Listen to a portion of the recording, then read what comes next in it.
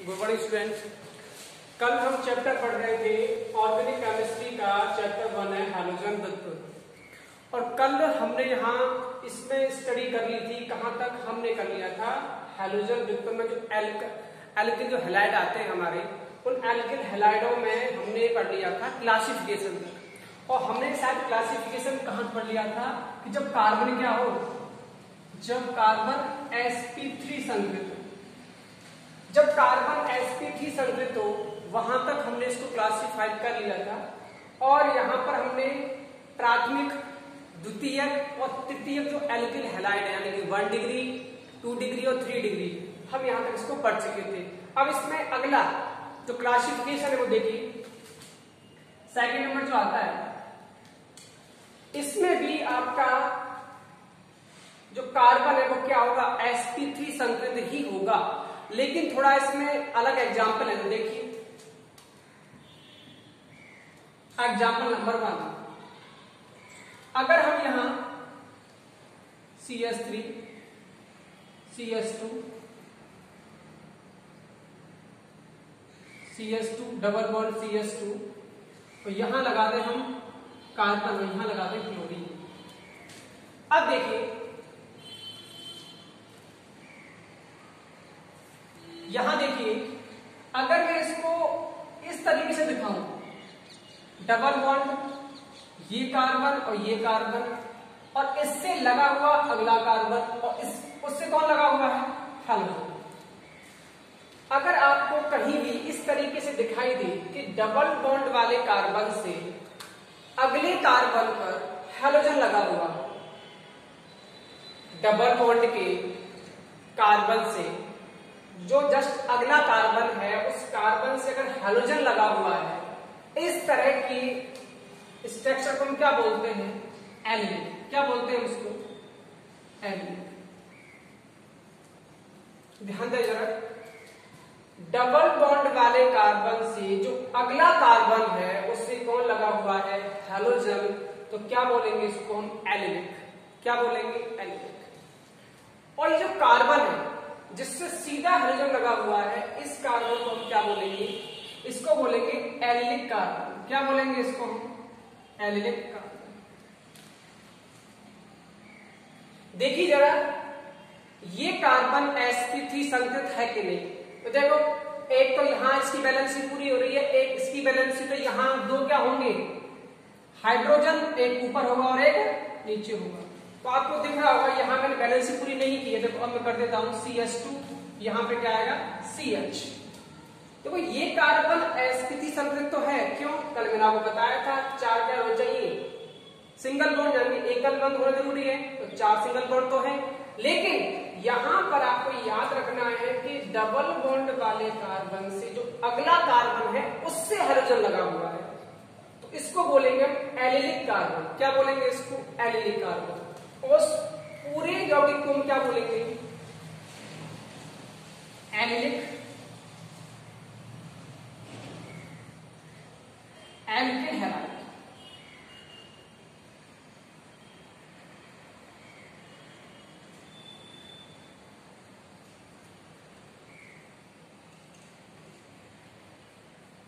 या इसको alkyl halide ही बोल सकते। अब बात आती है, इसमें भी 3 कैटेगरी होती है बेटा, 1 डिग्री, 2 डिग्री और 3 डिग्री, उसको भी देखते हैं।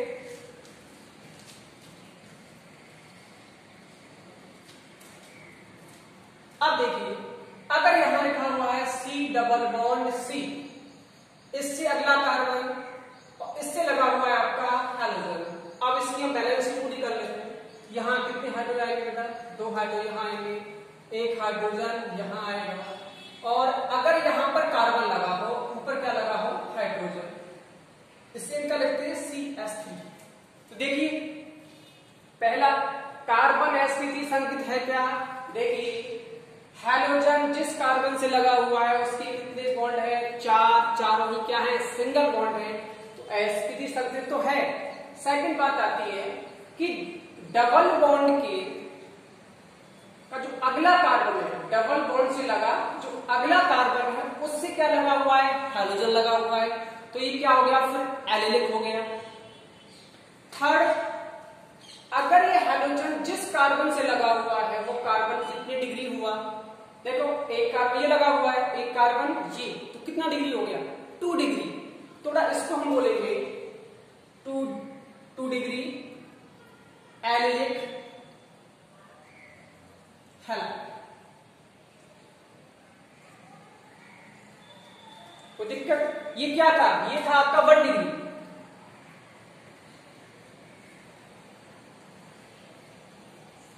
ये क्या आपका 1 डिग्री, क्यों 1 डिग्री है, क्योंकि हैलोजन जिस कार्बन से लगा हुआ है वो एक ही कार्बन से लगा हुआ है। हैलोजन जिस कार्बन से लगा हुआ है वो एक ही कार्बन से लगा है, तो क्या बोलेंगे 1 डिग्री एलिलिक।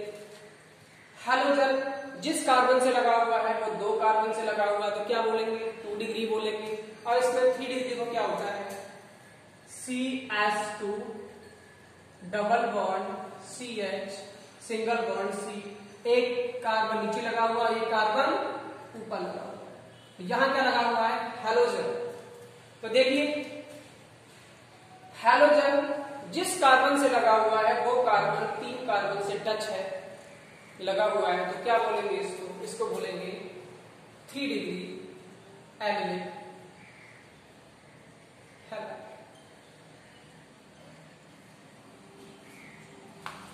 ये sp3 में सेकंड एग्जांपल है। याद रखें बस इतना, आप डबल बॉन्ड के का जो अगला कार्बन है उससे हाइड्रोजन लगाओ तो इससे क्या बोलेंगे एलिलिक बोलेंगे। और एलिलिक में बेटा 3 तरह की कैटेगरी होती है, तो 1 डिग्री एलिलिक, एक होता है 2 डिग्री एलिलिक, एक होता है आपका 3 डिग्री। इनको क्या बोलते हैं प्राथमिक, द्वितीयक और तृतीयक, इन्हीं को बोलते हैं। अब आपका sp3 वाला क्लासिफिकेशन खत्म हो गया, अब आपका नेक्स्ट आएगा sp2 वाला।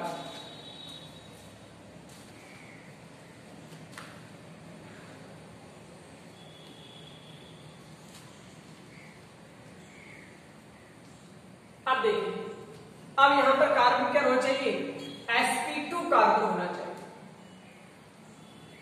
अब आपको पता है sp2 कार्बन होने के लिए हमें क्या चाहिए 3 सिग्मा बॉन्ड। क्या चाहिए 3 सिग्मा बॉन्ड चाहिए।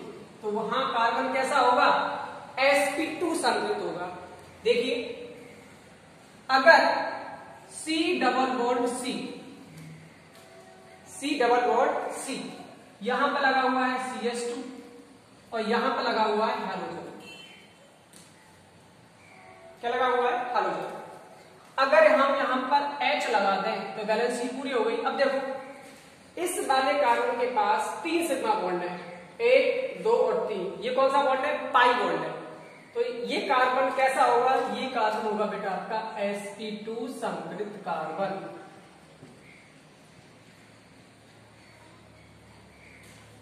ये कार्बन कैसा होगा sp2 संकरित होगा। अब याद रखें अगर डबल बॉन्ड वाले कार्बन से सीधा ही हैलोजन लगा हुआ हो उसे क्या बोलते हैं वाइनिलिक। क्या बोलते हैं उसको वाइनिलिक।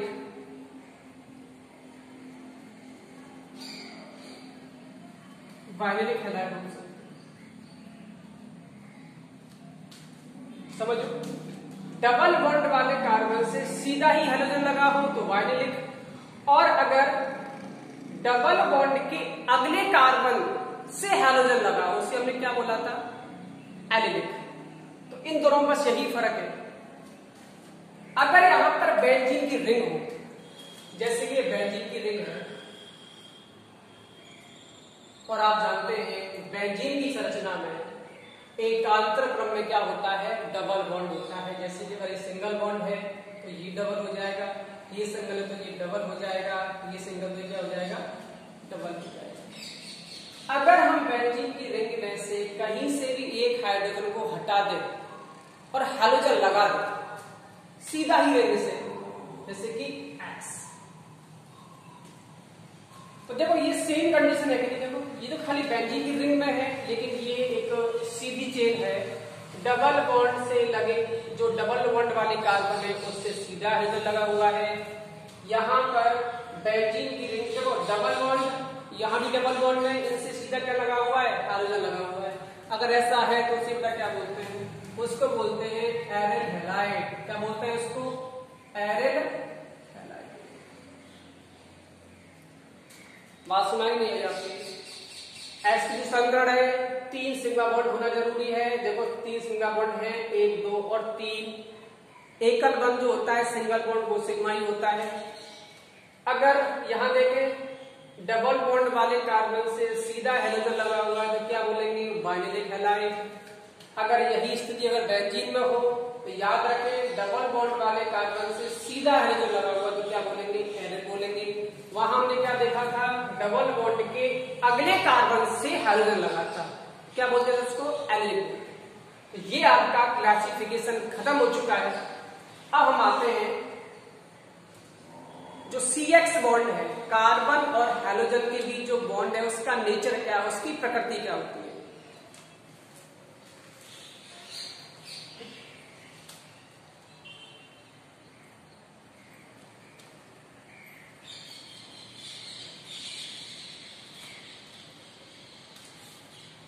एक यहां पर छोटा सा छूट गया क्वेश्चन, उसको देख लें जरा।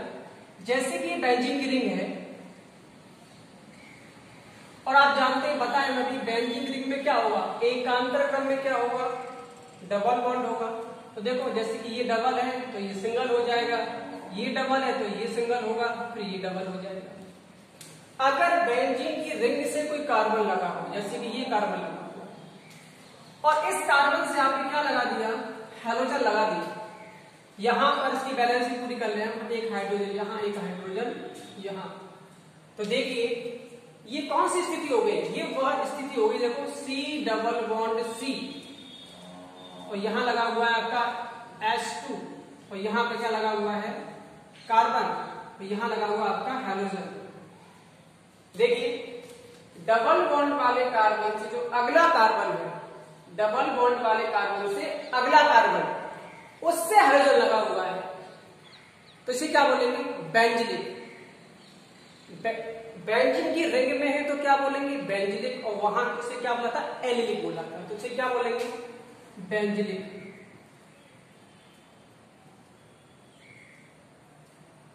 क्या बोलेंगे इसको, बेंजीलिक हैलाइड हो सकता है। यहां पर भी 1 डिग्री होगा, 2 डिग्री होगा और 3 डिग्री होगा, ये याद रखें इस चीज को आप। जैसे कि अगर यहां, अब देखो ये तो 1 डिग्री है, क्यों 1 डिग्री है, हेलोजन जिस कार्बन से लगा हुआ है वो तो एक ही कार्बन से लगा हुआ है ना, यहाँ तो एक ही कार्बन होगा तो 1 डिग्री होगा, इसे क्या बोलेंगे, 1 डिग्री बेंजीलिक हैलाइड। अगर यहां पर एक H को और हटा दिया जाए यहां से, और यहां पर क्या लगा दिया जाए, CH3 ग्रुप लगा दें, तो यही किसका एग्जाम्पल होगा, 2 डिग्री का, 2 degree benzylic halide, 2 degree benzylic halide. और अगर यहां इस तरीके से हो, एक CH3 ऊपर लगा हो, एक CH3 नीचे लगा हो, यहां कौन लगा हो, हेलोजन। तो देखिए ये हेलोजन कितने कार्बन से लगा हुआ है, 1 2 और एक कार्बन बेंजीन की रिंग में है, कितने कार्बन हो गए, 3 कार्बन हुए कि नहीं हुए, तो क्या बोलेंगे इसको, 3 डिग्री, इसको बोलेंगे 3 degree benzylic halide, 3 degree benzylic halide. याद रखें यहां पर भी ये कार्बन कैसा है, sp3 संकृत है, ये याद रखें, ये कार्बन कैसा है, sp3 संकृत है, और ये भी कार्बन कैसा है, sp3 संकृत। अब आप यहाँ का क्लासिफिकेशन आपका पूरा खत्म हो चुका है जो भी आपके सिलेबस में है। अब हम पढ़ेंगे बेटा कार्बन और हैलोजन के बीच जो बॉन्ड है, जो बंध बना हुआ है, उसकी प्रकृति क्या है, उसका नेचर क्या है। आइए उसको भी देखते हैं।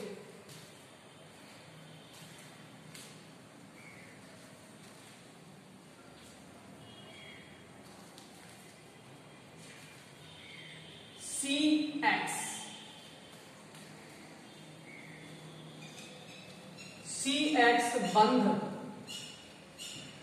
की प्रकृति यानी इसका नेचर क्या है, क्या प्रकृति है इसकी, CX बॉन्ड। अब देखो यहां पर पता है आपको C का मतलब क्या है, कार्बन, आप सभी जानते हो। X का मतलब क्या है? हैलोजन। अब देखिए, आपको पता है कि हैलोजन वर्ग जो होता है, जो ग्रुप नंबर 17 होता है, उसमें फ्लोरीन, क्लोरीन, ब्रोमीन और आयोडीन। और आपको पता है ग्रुप नंबर जो 17 है, इसकी जो इलेक्ट्रोनेगेटिविटी है, यानी उसको क्या बोलते हैं? विद्युत ऋणता। उसको En से भी लिखते हैं, En। इसे क्या बोलते हैं? विद्युत ऋणता। विद्युत ऋणता। ये विद्युत ऋणता क्या होती है? विद्युत ऋणता का मतलब होता है बेटा, जो बंध के इलेक्ट्रॉन होते हैं, बंध के इलेक्ट्रॉन। जैसे कि ये बंध है, एक ये कार्बन है, यहां आप हैलोजन मान सकते हो। ये जो आपका बंध बना हुआ है, इस बंध के जो इलेक्ट्रॉन है, वो अपनी ओर जो खींचने की जो क्षमता होती है, बंध के इलेक्ट्रॉनों को अपनी ओर जो खींचने की क्षमता होती है, उसे क्या बोलते हैं? विद्युत ऋणता। जैसे कि ये कोई ए है और ये कोई बी है, ये बंध है, सिंगल बॉन्ड है, इसमें 2 इलेक्ट्रॉन होंगे, बताया आपको। अगर हम ये माने कि बी की इलेक्ट्रोनेगेटिविटी ज्यादा है, यानी कि बी की विद्युत ऋणता कैसी है? ज्यादा है। इसका मतलब क्या होगा? जो बंध के इलेक्ट्रॉन है वो कहां खींचेंगे? बी की ओर। विद्युत ऋणता मतलब बंध के इलेक्ट्रॉनों को अपनी ओर खींचने की क्षमता क्या कहलाती है? विद्युत ऋणता। ऐसे इलेक्ट्रोनेगेटिविटी बोलते हैं, En से भी इसको लिखते हैं। अगर हमने माना कि ए और बी दोनों ही सिंगल बॉन्ड से अटैच है, और हमने ये मान लिया कि बी की विद्युत ऋणता ए से ज्यादा है, तो जो बी है वो बंध के इलेक्ट्रॉनों को क्या करेगा? अपनी ओर खींचेगा। तो बी पर क्या आएगा? पार्शियली क्या नेगेटिव चार्ज आएगा, इस पर क्या आएगा? Partially positive charge. इनको हम बोलते हैं आंशिक चार्ज, आंशिक आवेश। इस पर आंशिक ऋणावेश है और इस पर आंशिक क्या है? धनावेश है। आंशिक का मतलब पूरा कंप्लीट चार्ज नहीं है। अगर ये दोनों अलग हो जाते हैं, जैसे कि ए अलग हो गया और बी अलग हो गया, तो हम पर लिख सकते हैं कि ए प्लस और बी नेगेटिव। लेकिन यहां ये दोनों अलग नहीं हुए, केवल बी क्या कर रहा है? इलेक्ट्रॉन को अपनी क्या कर रहा है? खींच रहा है, क्योंकि इसकी विद्युत ऋणता कैसी है? ज्यादा है। तो बी पर क्या आएगा? नेगेटिव चार्ज, और ए पर क्या आएगा? Plus charge. आपको पता होना चाहिए कि ग्रुप नंबर 17 की जो विद्युत ऋणता सबसे ज्यादा क्यों होती है? ये क्यों इलेक्ट्रॉन को अपनी ओर खींचते हैं? आपको पता है ये सभी जो तत्व हैं, ये एक इलेक्ट्रॉन लेके इनका अष्टक क्या हो जाता है? पूरा हो जाता है। इसलिए इनका बहुत बड़ी प्रॉपर्टी होती है इनके अंदर इलेक्ट्रॉन को अपनी ओर खींचने की ताकत। और आपको ये पता है फ्लोरीन की विद्युत ऋणता सबसे ज्यादा होती है पूरी आवर्त सारणी में। कितनी होती है? 4। ये आपने पढ़ा होगा, क्लास 10 में पढ़ा होगा। अब देखिए,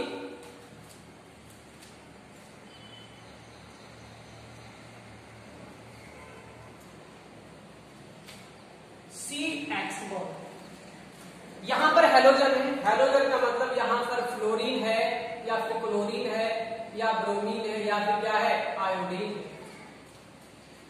अब आपको पता है हैलोजन की विद्युत ऋणता हमेशा कार्बन से क्या होती है? ज्यादा होती है।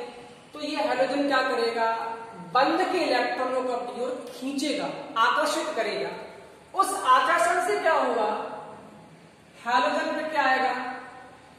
आंशिक ऋणावेश आएगा, माइनस चार्ज आएगा, और इस पर आंशिक क्या आएगा? प्लस चार्ज आएगा। यानी कि यहां पर दोनों की विद्युत ऋणता में अंतर के कारण यहां पर डाइपोल डेवलप हो गया। डाइपोल मतलब द्विध्रुव। यहां 2 ध्रुव बन गए, एक प्लस और एक माइनस। इसे क्या बोलते हैं? डाइपोल बोलते हैं, द्विध्रुव बोलते हैं। यहां डाइपोल जो जनरेट हुआ है, डाइपोल जो उत्पन्न हुआ वो किसकी वजह से हुआ है? दोनों की विद्युत ऋणता में अंतर की वजह से हुआ है। जितना हैलोजन तेजी से इलेक्ट्रॉन खींचेगा उतना ही इस पर चार्ज बढ़ेगा। अब देखिए, अगर यहाँ फ्लोरीन लगा हो, जैसे कि यहाँ फ्लोरीन लगा हुआ है, अब मैं यहाँ पर ले रहा हूं ये कार्बन क्या है? एटम। आपको पता है फ्लोरीन का साइज इन सब में सबसे छोटा फ्लोरीन का साइज होता है हेलोजन में, तो ये मान लिया मैंने क्या है फ्लोरीन। दोनों क्या किया, ओवरलैप किया, अतिव्यापन किया दोनों ने। अगर हम दोनों की क्या देखें, बंध लंबाई देखें, तो सबसे छोटी किसकी होगी, कार्बन और फ्लोरीन के बीच। क्यों, क्योंकि फ्लोरीन का साइज छोटा है। अब आ जा क्लोरीन पर, अब कार्बन तो फिक्स रहेगा, अब फ्लोरीन के साथ इसका बड़ा ऐसा है फ्लोरीन का, तो इस तरीके से।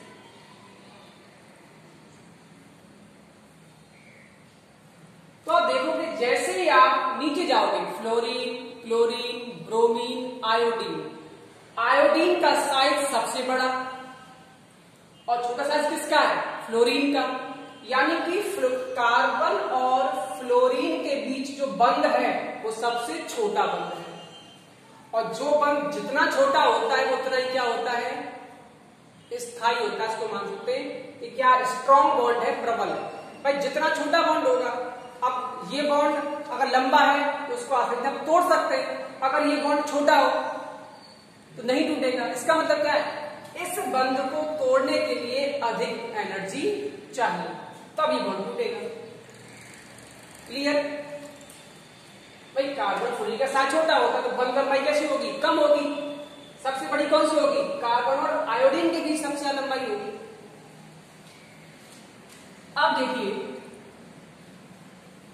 यहां पर कार्बन और हैलोजन के बीच जो डाइपोल यानी कि जो द्विध्रुव पैदा हुआ है, वो दोनों की विद्युत में अंतर के कारण हुआ। अब यहां पर जो डाइपोल डेवलप हुआ है, जो द्विध्रुव पैदा हुआ है, उसकी वजह से बेटा यहां एक शब्द यूज करोगे, इसे क्या बोलेंगे, द्विध्रुव आघूर्ण। क्या बोलेंगे इसको, उसे बोलेंगे द्विध्रुव आघूर्ण, यानी कि डाइपोल मूवमेंट, द्विध्रुव आघूर्ण। तो इसको हम किससे लिखते हैं बेटा, म्यू से। किससे लिखते हैं बेटा, म्यू से। द्विध्रुव आघूर्ण कहां से आया, दोनों की विद्युतता में अंतर की वजह से यहां क्या पैदा हुआ, दो ध्रुव पैदा हो गए, उसी से क्या आएगा, द्विध्रुव आघूर्ण। अब देखिए बेटा द्विध्रुव आघूर्ण म्यू क्या होता है, ये बेटा डिपेंड करता है चार्ज मल्टीप्लाई डिस्टेंस। क्यू का मतलब क्या होता है, चार्ज, आवेश। कौन सा आवेश, जो इन दोनों पर आवेश है। बी का मतलब क्या है, दूरी, बंध लंबाई। यानी कि जो द्विध्रुव आघूर्ण का मान है वो किस पर निर्भर करता है, आवेश और दोनों के बीच की दूरी पर निर्भर करता है। याद रखें यहां पर आवेश पर अधिक निर्भर करता है। क्यों करता है, क्योंकि देखो लंबाई का यहां पर जो कारक है, फैक्टर, वो इतना प्रभावी नहीं होता है। क्यों नहीं होता है, आप जानते हैं परमाणु का साइज तो वैसे ही छोटा होता है, और हम उनकी लंबाई किससे मापते हैं, पिकोमीटर में मापते हैं, तो ज्यादा फर्क नहीं आता है। फर्क किससे आता है, चार्ज से। अब अगर यहां से आपसे पूछे कि आपकी किताब में भी ये क्वेश्चन भी आता है कि इनमें से सबसे अधिक द्विध्रुव आघूर्ण किसका होता है, क्या कार्बन और फ्लोरीन के बीच का होता है, या कार्बन और क्लोरीन के बीच का होता है, या फिर कार्बन और ब्रोमीन के बीच का होता है, या कार्बन या फिर आयोडीन के बीच का। यहां भी विद्युतता में अंतर है, तो यहां भी क्या आएंगे, चार्ज, यहां भी आएगा चार्ज, जगह भी चार्ज आएंगे। याद रखें, अब आपसे पूछेगा कि द्विध्रुव आघूर्ण का मान सबसे ज्यादा किसका होता है।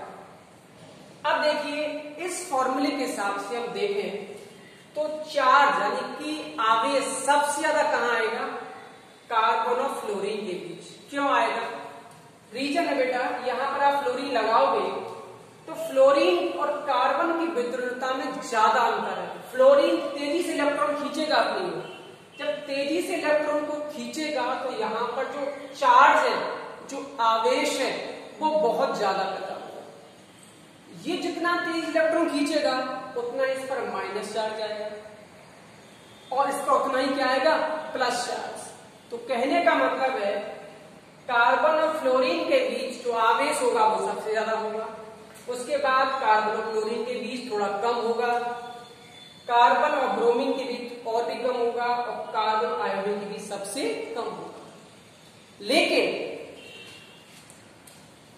यहां पर आप एक चीज याद रखें, ये अपवाद है, एक्सेप्शन है, और अपवाद ही पेपर में सबसे ज्यादा ज्यादा पूछे जाते हैं।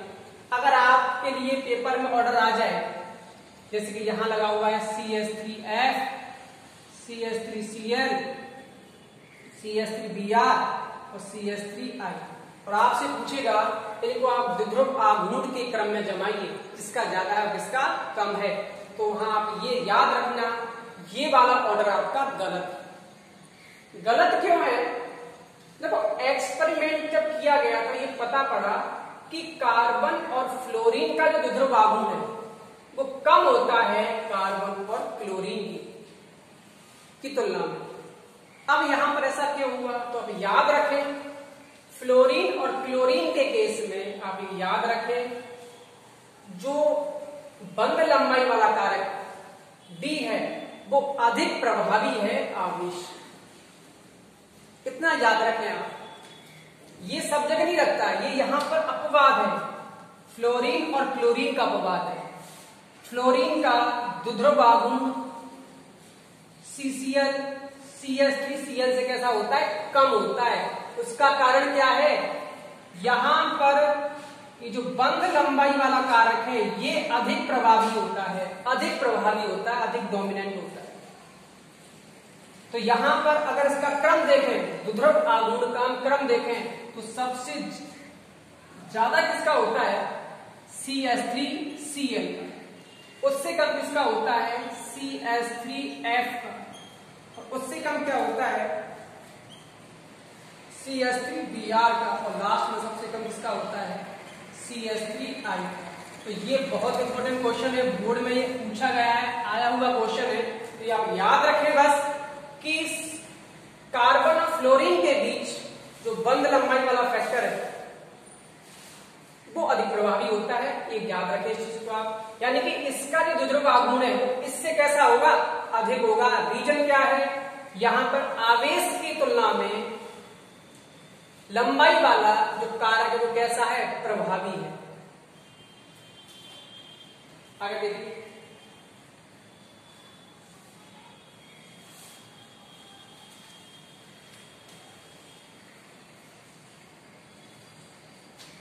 अब देखिए बेटा, यहां पर दोनों की विद्युतता में अंतर है, तो यहां पर माइनस चार्ज, यहां पर प्लस चार्ज।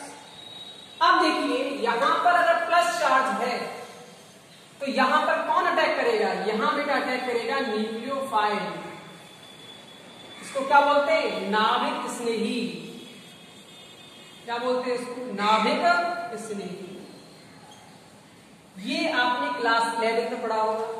नाभिक स्नेही क्या होते हैं? याद रखें, जो नाभिक स्नेही होता है वो हमेशा कहां अटैक करेगा? जहां उसे प्लस चार्ज दिखाई देगा। क्या दिखाई देगा? Plus charge. ठीक है, ये न्यूक्लियोफाइल है, इसके पास इलेक्ट्रॉन ज्यादा है, यानी कि ये क्या है? इलेक्ट्रॉन धनी प्रजाति है, इसके पास इलेक्ट्रॉन कैसे है? ज्यादा। तो ये कहां अटैक करेगा? जहां पर इलेक्ट्रॉन, इसको क्या दिखेंगे? कम इलेक्ट्रॉन दिखेंगे। यहां इलेक्ट्रॉन कम है, तभी तो चार्ज कैसा आया है? Plus charge. इलेक्ट्रॉन किसने खींच लिए? हैलोजन ने खींच लिए। तो यहां कौन अटैक करेगा बेटा? यहां अटैक करेगा नाभिक स्नेही। अब यहां पर जब नाभिक स्नेही अटैक करेगा तो यहीं से शुरू होती है हमारी रासायनिक अभिक्रियाएं। रासायनिक अभिक्रिया होने का यही मेन कारण है। अगर यहां पर हैलोजन लगा हुआ नहीं होता तो न ही इलेक्ट्रॉन को अपनी ओर खींचता, न ही इस पर प्लस चार्ज आता और न ही इस पर नाभिक स्नेही आक्रमण करता। ठीक है, तो यहीं से शुरू होती है रासायनिक अभिक्रिया। तो ये है आपका CX बॉन्ड का नेचर। याद रखें, एक और रिपीट कर रहा हूं मैं, कार्बन और हैलोजन की विद्युतता में अंतर होता है, सभी जानते हैं। हैलोजन क्या करेगा? इलेक्ट्रॉन को अपनी ओर खींचेगा। क्यों? क्योंकि हैलोजन की जो विद्युतता है वो सबसे ज्यादा होती है। क्यों होती है बेटा? क्योंकि ये एक इलेक्ट्रॉन लेने के बाद इनका अष्टक क्या हो जाता है? पूरा हो जाता है। माइनस चार्ज, इस पर क्या आया? Plus charge. यहां पर प्लस चार्ज देखा तो यहां पर कौन अटैक करेगा? नाभिक स्नेही। नाभिक स्नेही क्या होते हैं? जिनके पास इलेक्ट्रॉन पहले से ज्यादा हो, या उन पर क्या हो? नेगेटिव चार्ज हो, या लोन पेयर भी हो सकते हैं। तो ये कहां आक्रमण करते हैं? कहां अटैक करते हैं? जहां इन्हें क्या दिखे? प्लस चार्ज दिखे, तो उन्हें क्या बोलते हैं? नाभिक स्नेही। और नाभिक इसने जब अटैक करेगा तो यहीं से शुरू होती है हमारी रासायनिक अभिक्रिया। अब आपका इसमें एक छोटा टॉपिक और रह गया है, CH3Cl का एक कक्षक आरेख है, वो आप एक बार और देख लें।